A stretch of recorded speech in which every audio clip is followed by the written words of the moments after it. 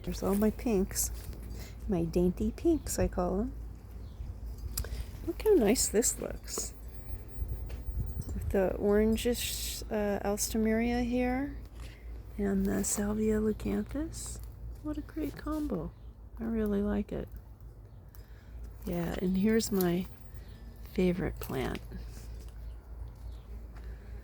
This is an abutulon called Victor Riker. This can get to be like 10 feet tall and 12 if you even let it. It'll get really big. Yeah. So, what I have been enjoying, so the foxgloves are blooming in the front and some here in the back are just starting to bloom. And I have been really enjoying putting these nasturtiums in my salad. They add a little spiciness, but they're super nutrient dense. So just love to get my salad greens from the garden. Yeah. Whew.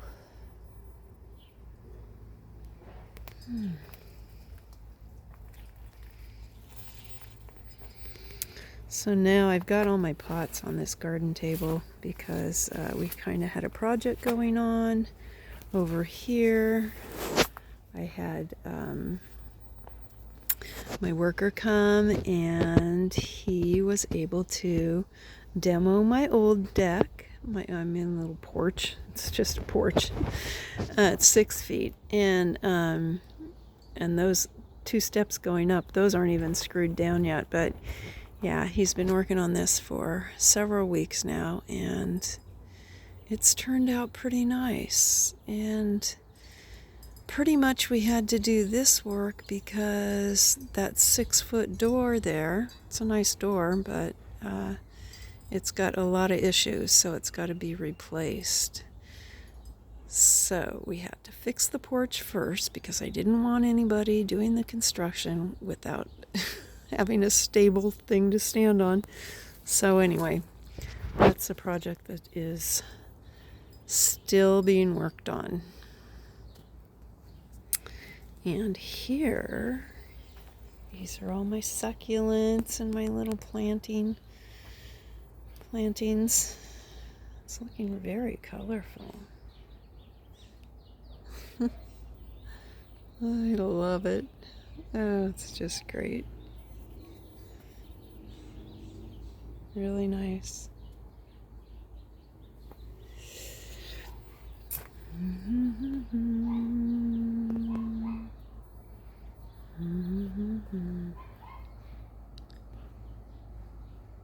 Yeah, it's a sweet garden. So I usually have a bunch of plants down here. I do still have some plants down there, but I had to move a bunch of them out of the way so Jose could do his work. And they're all over here on my table right now. So that's just the way it is for now. Oh, look at her. She's sweet. Little goddess statue lady. This thing's loaded, okay? So here's what happened. I put a cup of Epsom salts on my rose bush, and it has never looked this great. It's really looking good. And it's tall. It's as tall as me. It must be about 5'6". Oh boy, oh my gosh. Let's go over here and look at my artichokes because I haven't checked them in a while. Oh yeah, look at that. Great. And more here. There's 3 of them on this one. Okay, good. So I'm going to have artichokes in about a week. I think I'll be able to put them in my pressure cooker. Yay! Okay, so over here is another project that I've been working on gradually. This is where I've decided to start my asparagus bed. And so this area used to be filled with compost bins, so the soil here is really rich. And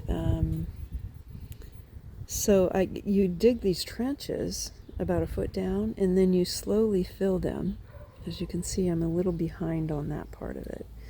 And eventually you fill them all the way up. And so once this is created, this should be producing asparagus for 20 to 30 years. Isn't that amazing? Yeah, perennial food crops are really good. So this is a food forest garden that I have here. And there are lots of food crops that come back in the artichokes specifically. The artichokes produce twice a year. In the spring they produce, and it's really good to top dress them with some aged chicken manure. Put some rock phosphate and oyster shell, a 50-50 mix around the plant, so it'll get a lot of artichokes.